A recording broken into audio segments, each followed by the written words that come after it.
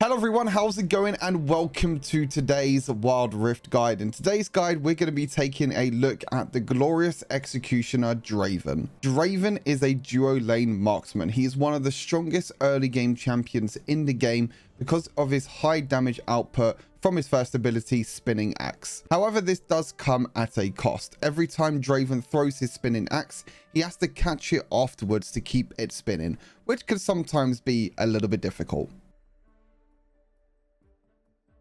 Taking a quick look through Draven's build, you want to build items that give Draven a lot of attack damage, critical strike chance, and attack speed, so your auto attacks and your abilities can deal a lot of damage. For the first item, we have Infinity Edge, which gives you a lot of attack damage in the early game. Also gives you a little bit of crit rate just in case you get really lucky. And if you do get lucky, the Infinity Edge passive, critical strikes deal 230% damage instead of 200%, which helps you a lot more as you build more critical strike chance the later the game goes. And as the second item, you have another item that gives you 25% crit rate. Is Bloodthirster. Also gives you a lot of attack damage, but this is more of a defensive item. Gives you a lot of physical vamp. Now with Draven, when you're auto attacking, when you're using your spinning axes, sometimes the axe drops can put you in a little bit of an awkward position, but the physical vamp that you have from Bloodthirster will help you heal up every single time you auto attack. Draven has a lot of great AD scaling with his first ability, and his first ability, Spinning Axe, is his main damage output. So having that in there, getting 15% physical vamp as well, will allow you to heal up a lot, especially during them team fights. For the boots, can be very flexible. I have the Furious boots here for extra movement speed, which can be really nice when Draven is kiting around, but you can go for defensive boots like Ninja Tabbies or Mercury Treads depending on the situation of the game. And for the boots upgrade, we have Stasis. Stasis is probably your best option for Draven. Sometimes you can go a little bit too far forward, or sometimes you can get jumped on by assassins, so pressing that Stasis button, becoming invulnerable for a few seconds, will help you out a lot, and it'll help you escape a little bit afterwards. For the next item, again, we're talking about more attack damage. We're going to go for Mortal Reminder. Gives you armor penetration, which is really good against champions that are building a lot of armor, all these bruisers and tanks that are in the game at the moment. And also your auto attacks and your abilities will be able to apply Grievous Wounds. Now, Grievous Wounds reduces the effectiveness of healing and regeneration effects. So if you're against a lot of healing, like a Nami, a Sona, anyone like that, Mortal Reminder is really good, but also it also gives you a lot of attack damage. For the next item, Storm Razor, again, more attack damage, more crit rate, and more attack speed. This item is perfect for AD carries like Draven, for dual lane carries, because it gives you all the stats that you need. And not only that, the Energized passive is also very helpful. So Energized attacks, you gain bonus magic damage, and you can also slow enemies as well by 75% for 0.5 seconds. Now, it might not seem like a long amount of time, but to be honest with you, it's really helpful. When you auto attack and when you slow the enemies, it allows you to use your second ability for the extra movement speed, catch up to the enemy champion, and then it will get you in attack range, so you can keep auto attacking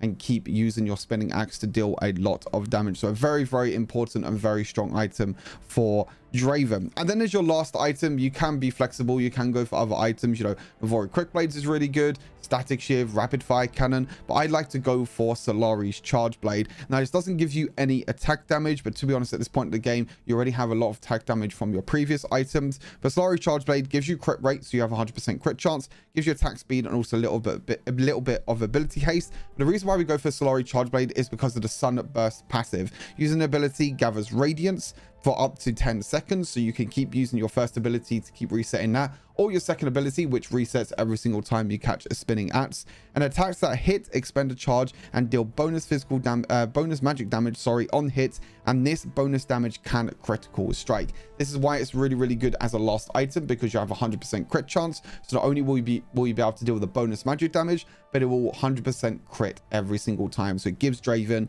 a lot of damage because he will be spamming abilities a lot. On to the runes, we're going to be talking about Conqueror. Conqueror is a go-to rune for Draven. Every single time you auto attack, every single time you hit an enemy champion, you gain Adaptive Force stacks, which will be bonus AD. And that means that every single time you auto attack, you're going to be getting more and more AD, which means more and more damage for Draven. And when it is fully stacked, you also gain bonus physical vamp as well against champions. Physical vamp, again, as I already mentioned, is quite good for Draven, because Draven wants to, you know, sometimes Draven goes a little bit too far forward and you need physical vamp to keep yourself alive. So the physical vamp from Conqueror and also from Bloodthirster is a lot, and you're also going to be getting physical vamp from your next rune, which is Hunter Vampirism. A little bit of physical vamp during the early game, and every single time you get a unique takedown, you get AD and also a little bit more physical vamp. So again, very, very nice and good rune for Draven. Nullifying Orb scales really, really well with Draven.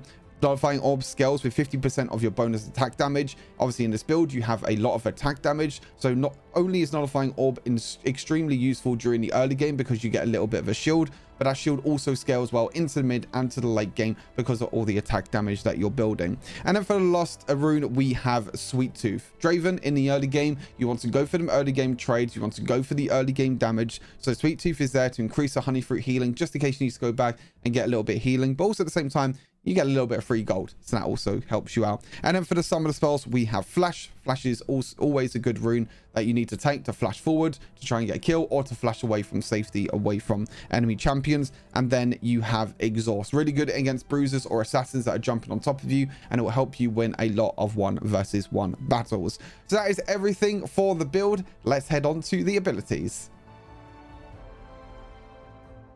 First off, let's take a look at Draven's passive, which is League of Draven. Killing a unit or catching a spinning axe, which is his first ability, grants a stack of adoration.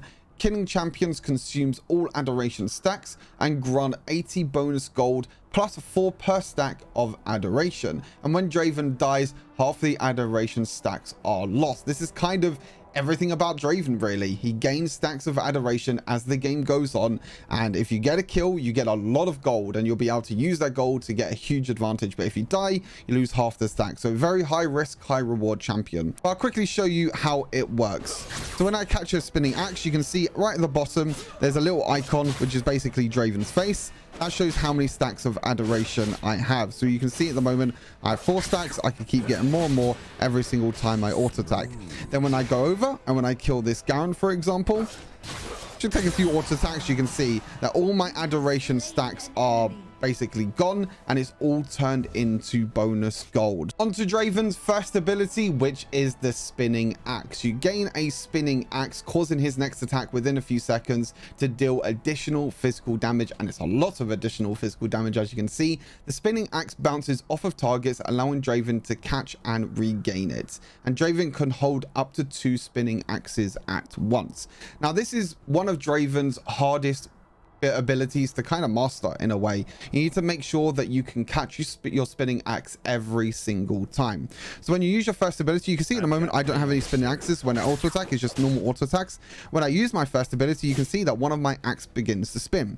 So when I auto attack, you can see a little bit of a mark on the floor. That mark on the floor is where your spinning axe is going to go to. You can see you don't need to catch it straight away. You can still stand still after a while, and after you stand still, then you can move over to it. You can see there's a little bit of time, and when you activate it again after a few seconds, you can see you got 2 spinning axes, and you can auto attack twice, and you can keep moving around, keep catching the axes, and keep making sure you deal the extra damage. Now the cooldown of the spinning axe, you can see the little bar that's going around the first ability at the moment.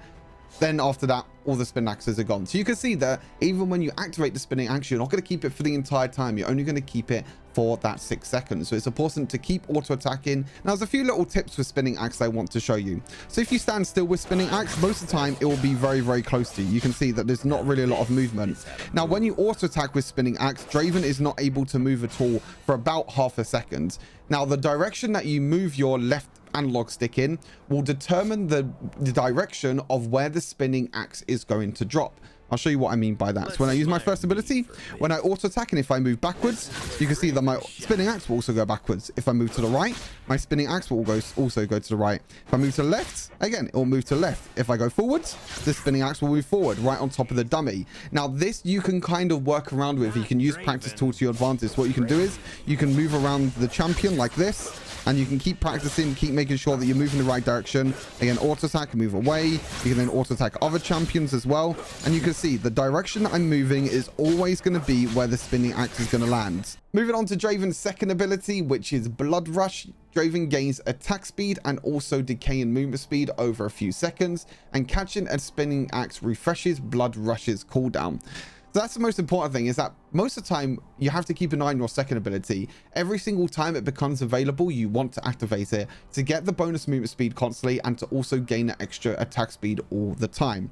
So when I use my second ability, you can see it has a 9-second cooldown. When I catch my spinning axe, boom, I can use it again. So every single time you're catching axe, you want to make sure you keep an eye on the cooldown, and you want to keep using it every single time it comes up and available. You can see I've used it, what, 4, 5, 6 times, because every single time I'm catching axe, I'm keeping an eye on my second ability, and I'm using it every single time it becomes available.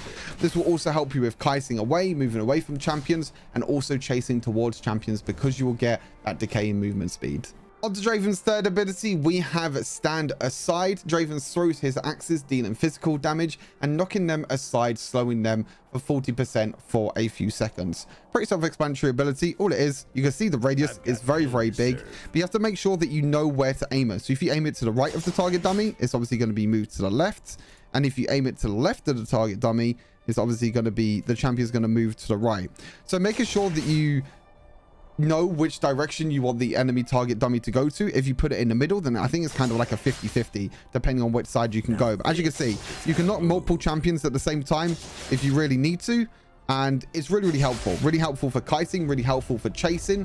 But you have to make sure that when you're chasing champions that you're not knocking them aside, so then you're going to miss your ultimate. I do that quite often as well. I use my third ability and then I use my ultimate straight afterwards. My ultimate always misses, so just bear that in mind when you're using your third ability.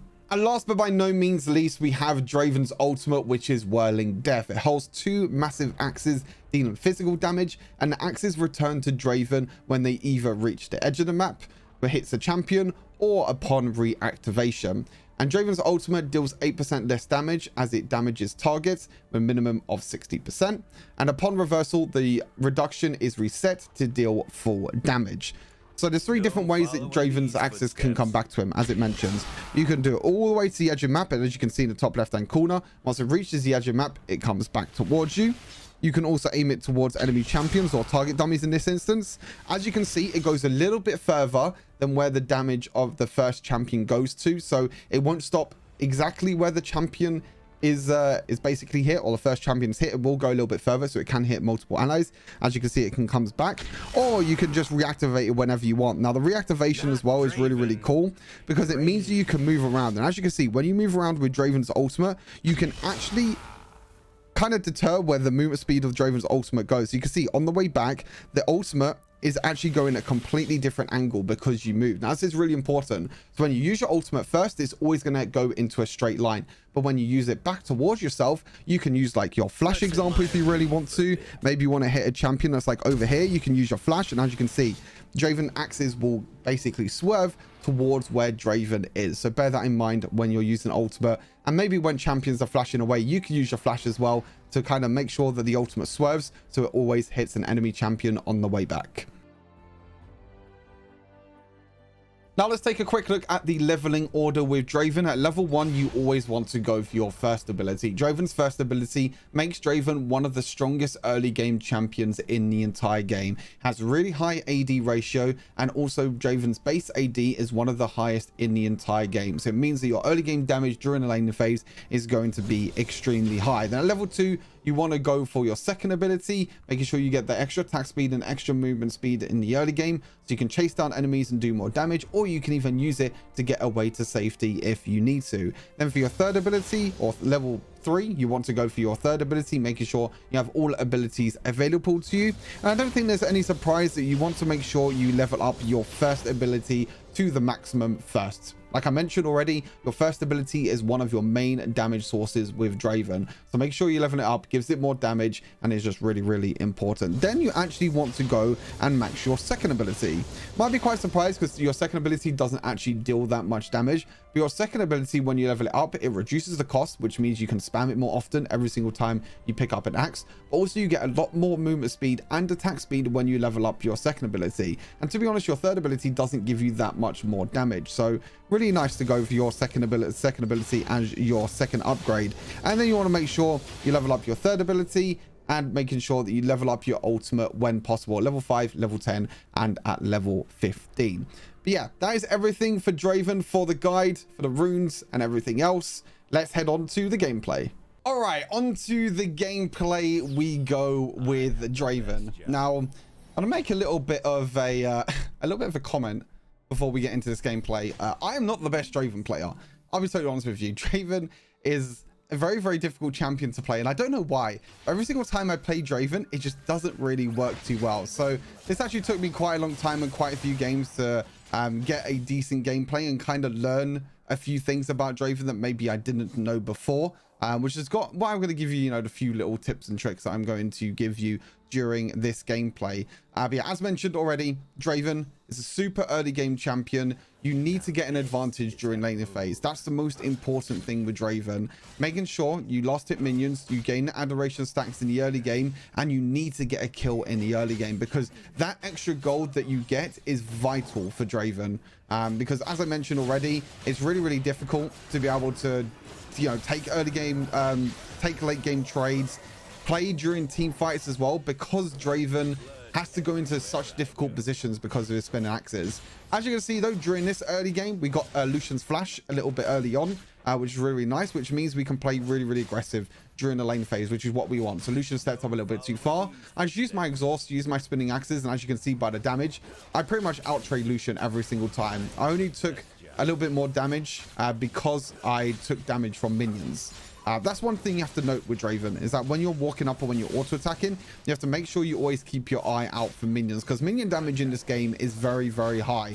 A nice little tip that you can do with that is when you auto attack a champion, you can walk into a brush, and as long as that brush isn't warded at all by the enemy champions, then it will basically de-aggro all of the minions. So you walk up, auto attack the Lucian, for example, in this situation, you walk into your brush, and then the minions will de-aggro. That means the minions won't keep auto attacking you again and again.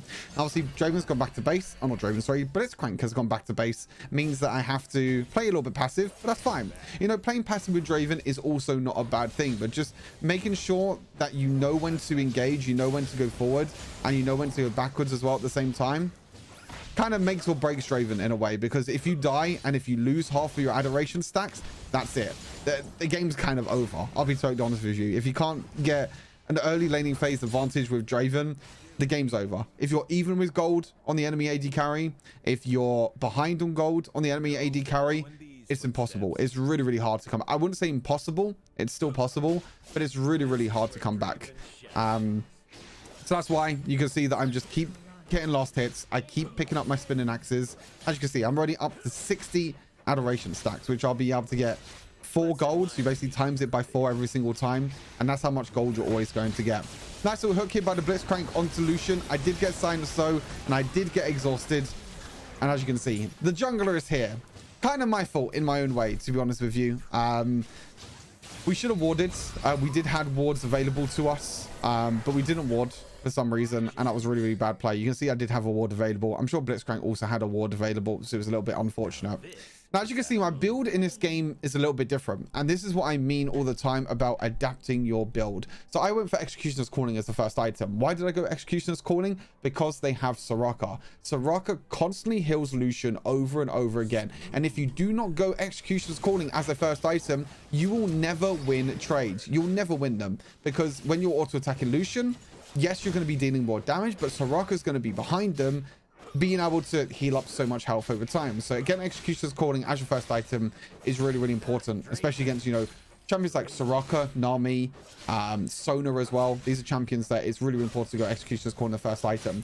The next one is actually Vampire Acceptor. Now, I did say that Infinity Edge is kind of your go-to first item, but what you can do is you can kind of flex it around a little bit. You can build a tier 2 item, Vampire Acceptor, to get a little bit of physical vamp in the early game.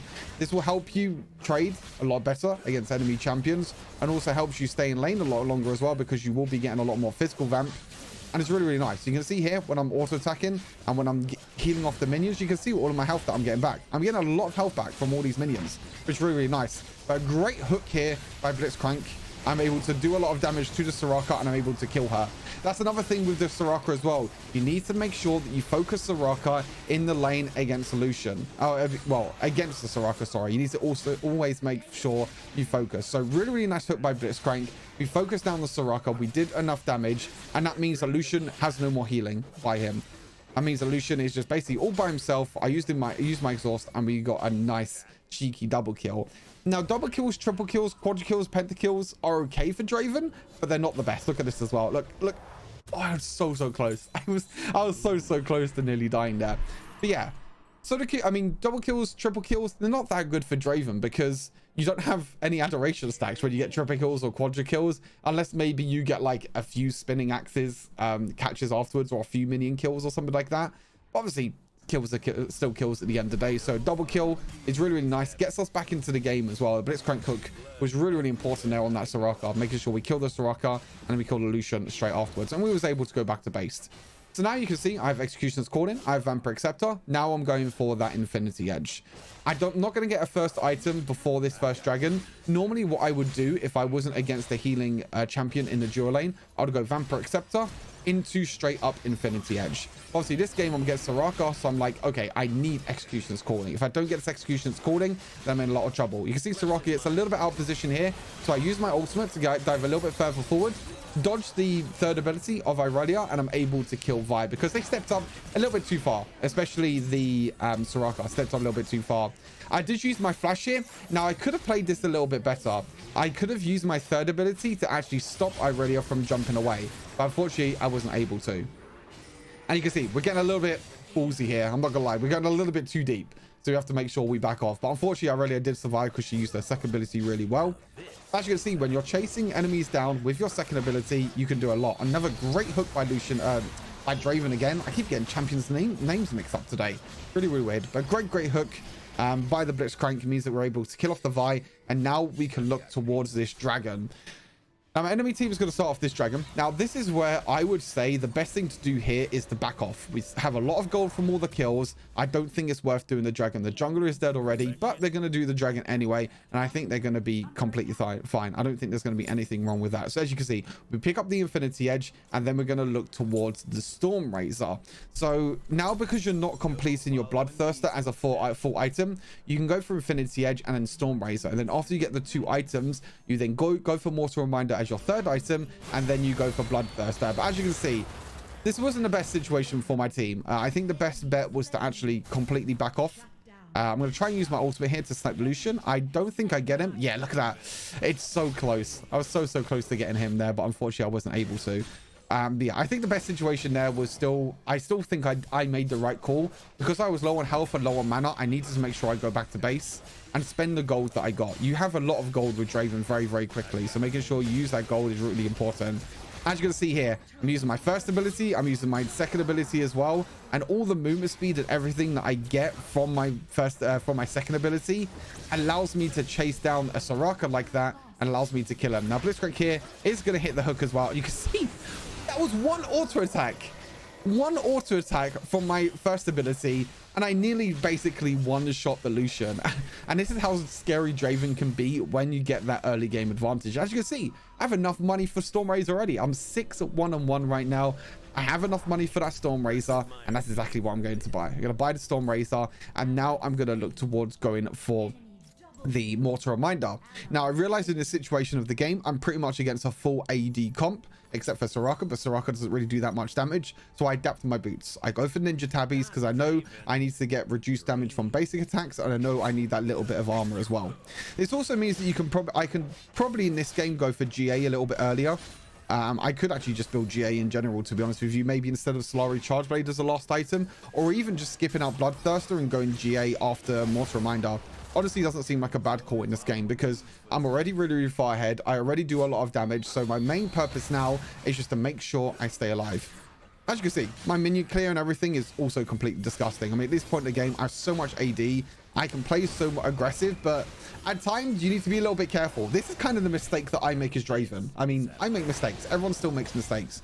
This is a mistake that I make as Draven. I always overextend when I'm playing Draven. I feel like I'm stronger than what I am, and I feel like I can make huge, massive plays and play aggressive, step forward like this. I'm basically playing in melee range right now. Like, look at me. I'm playing way too aggressive, but we do bet in the Yasuo here, and we do get a kill. Sometimes it works out, but to be honest with you, I should never, ever be able to walk this far forward against a Vi. Honestly, the Vi should have easily just been able to ult me there, and they should have comboed me really easily. You can see I use my exhaust on there already when she jumps in, and I get another kill there as well, or an assist. Get another takedown, sorry. And then we move towards the bot lane. because we're going to get a farm. But yeah, I should never be able to do that. I mean, it's basically illegal. I should never, ever be able to do that.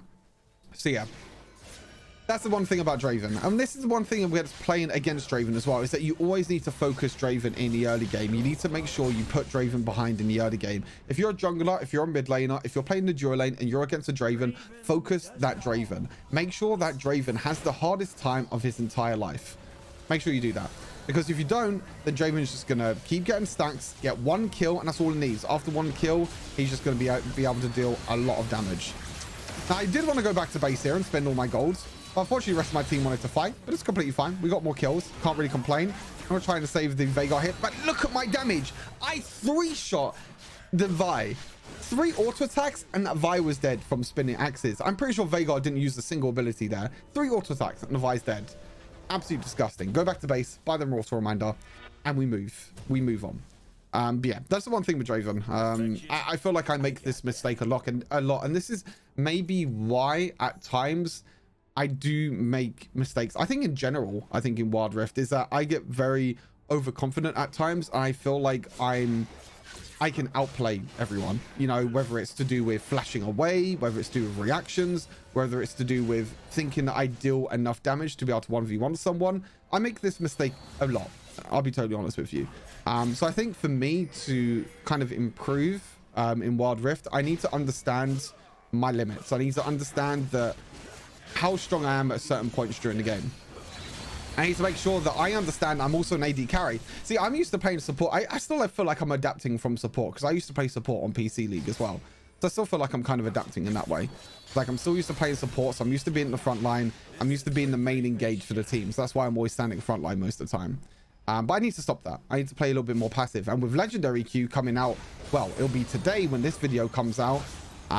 That's something I need to work on if I want to reach the highest rank in Legendary Q, which when Legendary Q does come out, I'm going to be doing a series on that, so make sure you keep your eye on that one. But as you can see, at this point in the game, we're basically unkillable. There's not really much else to say at this game. You can see how much damage I can do to this Soraka.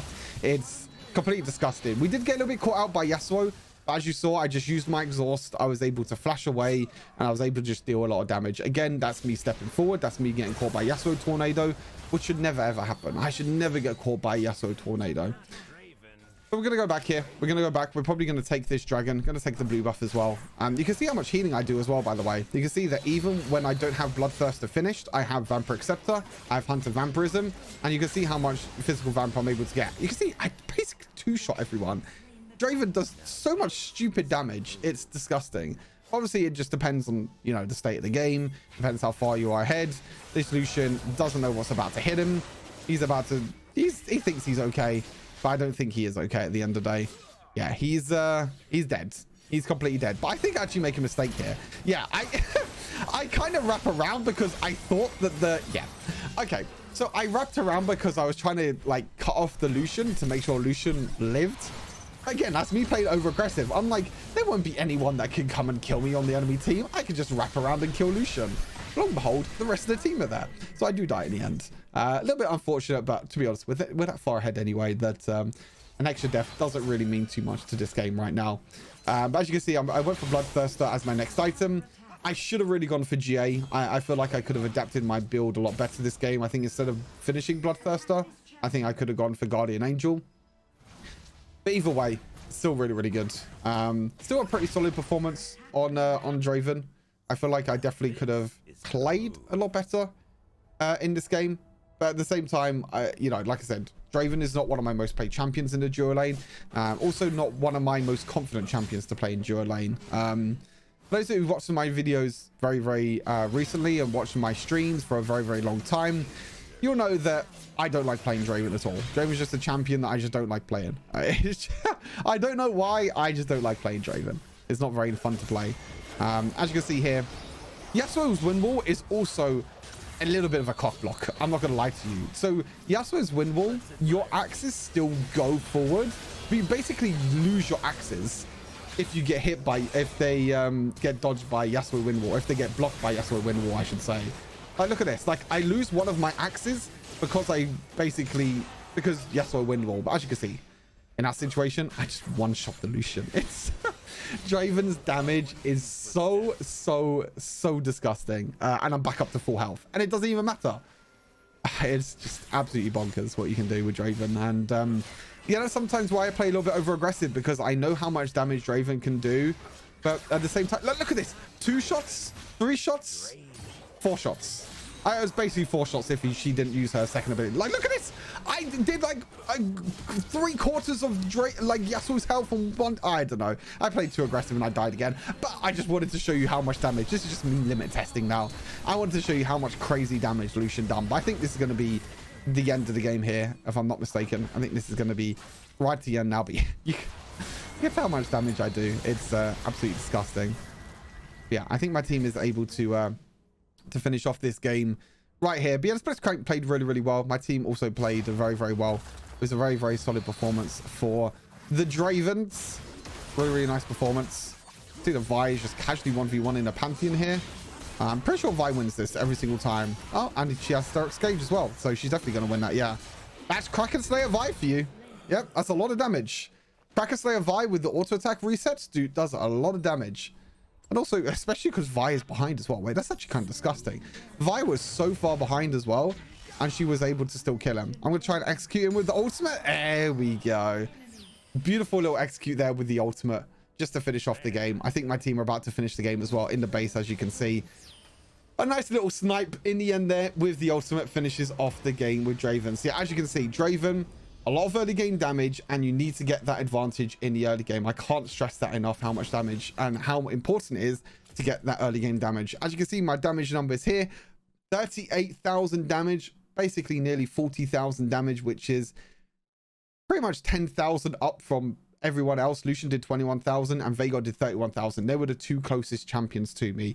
But yeah, that is everything for my Draven guide. Hopefully you learned a thing or two. If you have any questions about Draven, let me know down in the comments. And as always, stay safe, and I'll see you all in the next Wild Rift video. Peace.